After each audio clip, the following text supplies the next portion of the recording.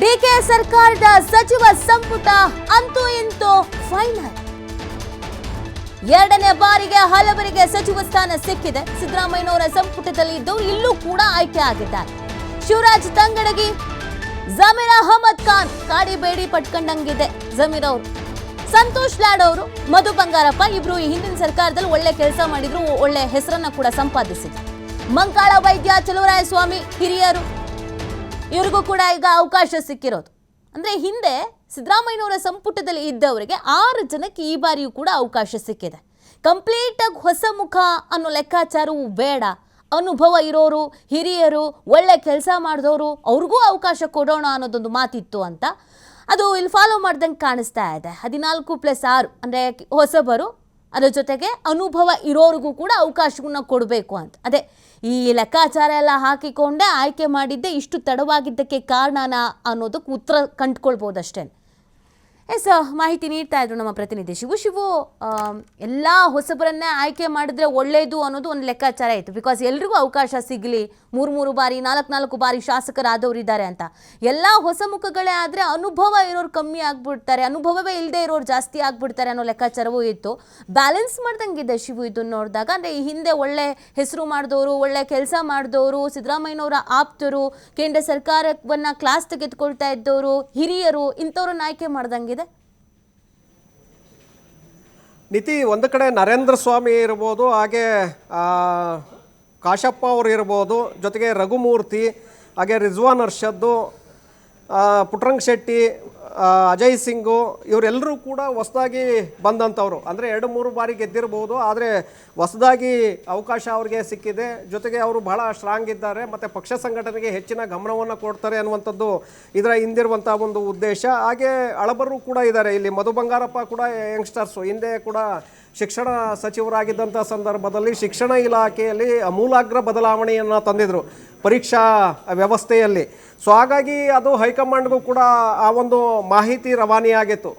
ತುಂಬ ಉತ್ತಮವಾದಂಥ ಕೆಲಸವನ್ನು ಮಾಡ್ತಾ ಇದ್ದಾರೆ, ಶಿಕ್ಷಣದಲ್ಲಿ ಸುಧಾರಣೆಯನ್ನು ತಂದಿದ್ದಾರೆ. ಮತ್ತು BJP ಪ್ರತಿಪಕ್ಷಗಳ ವಿರುದ್ಧವಾಗಿ ಸಮರ್ಥವಾಗಿ ವಾದವನ್ನು ಕೂಡ ಮಾಡ್ತಾಯಿದ್ರು ಮಧು ಬಂಗಾರಪ್ಪ. ಹಾಗಾಗಿ ಅವರನ್ನು ಚಾಯ್ಸ್ ಮಾಡಿದ್ದಾರೆ. ಇಲ್ಲಿ ಮತ್ತೊಮ್ಮೆ ಅವರಿಗೆ ಅವಕಾಶವನ್ನು ಮಾಡಿಕೊಟ್ಟಿದ್ದಾರೆ. ಶಿವರಾಜ್ ತಂಗಡಗಿ ಅವರು ಕೂಡ ಉತ್ತಮವಾಗಿ ಕೆಲಸವನ್ನು ಮಾಡ್ತಾಯಿದ್ರು. ಕನ್ನಡ ಮತ್ತು ಸಂಸ್ಕೃತಿ ಇಲಾಖೆಯ ಸಚಿವರಾಗಿದ್ದರು, ಹಾಗೆ OBC ಇಲಾಖೆಯ ಸಚಿವರು ಕೂಡ ಆಗಿದ್ದರು. ಎರಡೂ ಇಲಾಖೆಗಳಲ್ಲೂ ಕೂಡ ಸಮರ್ಥವಾಗಿ ಕೆಲಸವನ್ನು ಮಾಡಿದರು ಅನ್ನುವಂಥ ವರದಿ ಹೈಕಮಾಂಡ್ಗೆ ಮಠ ಹೋಗಿತ್ತು.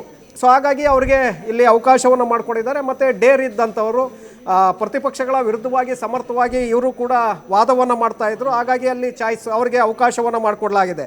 ಸಂತೋಷ್ ಲಾಡು ಎಲ್ರಿಗೂ ಕೂಡ ಗೊತ್ತಿದೆ, ಅವರು ಯಾಕೆ ಪಕ್ಷ ಮತ್ತು ಸರ್ಕಾರಕ್ಕೆ ಅನಿವಾರ್ಯ ಅನ್ನುವಂಥದ್ದು ಹೈಕಮಾಂಡ್ ನಾಯಕರಿಗೂ ಕೂಡ ಗೊತ್ತಿದೆ, ರಾಜ್ಯದ ಜನರಿಗೂ ಕೂಡ ಗೊತ್ತಿದೆ, ಕಾಂಗ್ರೆಸ್ ಕಾರ್ಯಕರ್ತರಿಗೂ ಕೂಡ ಗೊತ್ತಿದೆ. ಹಾಗಾಗಿ ಅವರಿಗೆ ಅವಕಾಶವನ್ನು ಇಲ್ಲಿ ಮಾಡಿಕೊಡಲಾಗಿದೆ. ಇಲ್ಲಿ ಸಿದ್ದರಾಮಯ್ಯನವರ ಒತ್ತು ಜಾಸ್ತಿ ಇದೆ. ಸಂತೋಷ್ ಲಾಡ್ ಅವರ ಆಯ್ಕೆಯಲ್ಲಿ ಸಿದ್ದರಾಮಯ್ಯ ಅವರು ಬಹಳ ಪಟ್ಟನ್ನು ಹಿಡಿದು ಮಾಡಿಸ್ತಾರೆ. ಇಲ್ಲ, ಸಂತೋಷ್ ಲಾಡ್ಗೆ ನೀವು ಅವಕಾಶ ಕೊಡಲೇಬೇಕು ಅನ್ನುವಂಥ ಡಿಮ್ಯಾಂಡನ್ನು ಚರ್ಚೆ ನಡೆಯುವಂಥ ಸಂದರ್ಭದಲ್ಲಿ ಇಡ್ತಾರೆ.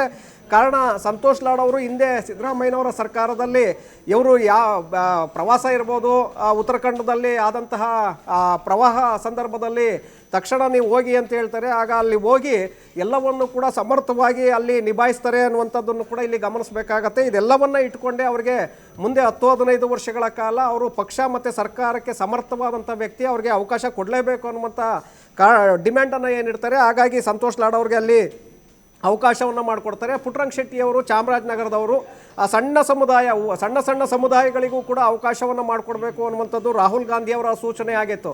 ಆ ಕಾರಣಕ್ಕೆ ಪುಟ್ರಂಗ್ ಶೆಟ್ಟಿಯವರ ಆಯ್ಕೆ ಆಗುತ್ತೆ. ಅದು ಸಿದ್ದರಾಮಯ್ಯನವರ ಚಾಯ್ಸು. ಪುಟ್ರಂಗ್ ಶೆಟ್ಟಿಯವರು ಕೂಡ ಸಿದ್ದರಾಮಯ್ಯ ಅವರ ಚಾಯ್ಸು. ಶಿವರಾಜ್ ತಂಗಡಿಗೆ ಕೂಡ ಸಿದ್ದರಾಮಯ್ಯನವರ ಚಾಯ್ಸು. ಹಾಗೆ ನರೇಂದ್ರ ಸ್ವಾಮಿ ಅವರಿಗೆ DK ಶಿವಕುಮಾರ್ ಮತ್ತು ಸಿದ್ದರಾಮಯ್ಯ ಇಬ್ಬರ ಬೆಂಬಲ ಕೂಡ ಇತ್ತು. ಹಾಗೆ ಅವರು ಕೂಡ ಆಗಿದ್ದಾರೆ.